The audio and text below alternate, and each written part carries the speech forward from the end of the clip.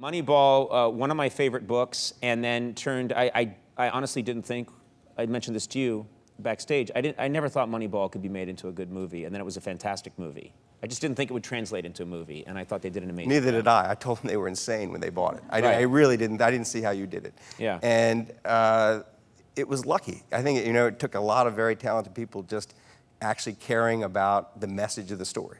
And to me, the message of the story it wasn't about baseball. It was about someone figuring out that baseball players were misvalued, that you could find cheap baseball players and run a baseball team with cheap baseball players.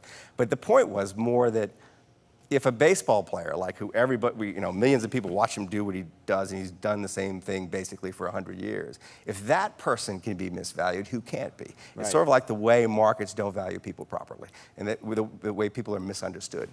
And you wrote this, you wrote Moneyball, and of course Moneyball focuses on Billy Beane, who's using all these complex strategies to sort of recalibrate how baseball is played, think about it differently.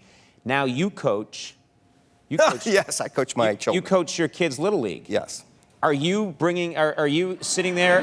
I'm just picturing you because you immersed yourself in all of these strategies. Are you there looking at, at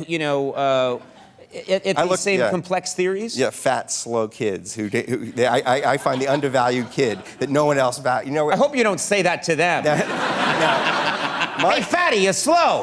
You're undervalued. Come here. So I mentioned I live in Berkeley, and in Berkeley it's not it's a very sweet and protective and liberal environment, and the kids are not encouraged to compete. So a strikeout is cheered as much as a home run. You're not allowed to know the score is kept only to make sure that no team is winning more than half its games. It's not an environment in which the ruthlessly competitive It's ridiculous. Right, so every kids, you strike out and they're handed a giant trophy. But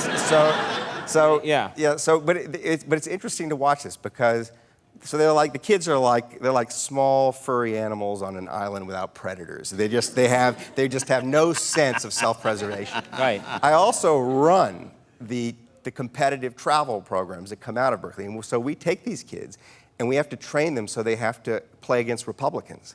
And it's the most amazing thing to see these kids learn that they're Republicans who do things a different way, right. And who are out to kind of rip their throats out, kind of thing.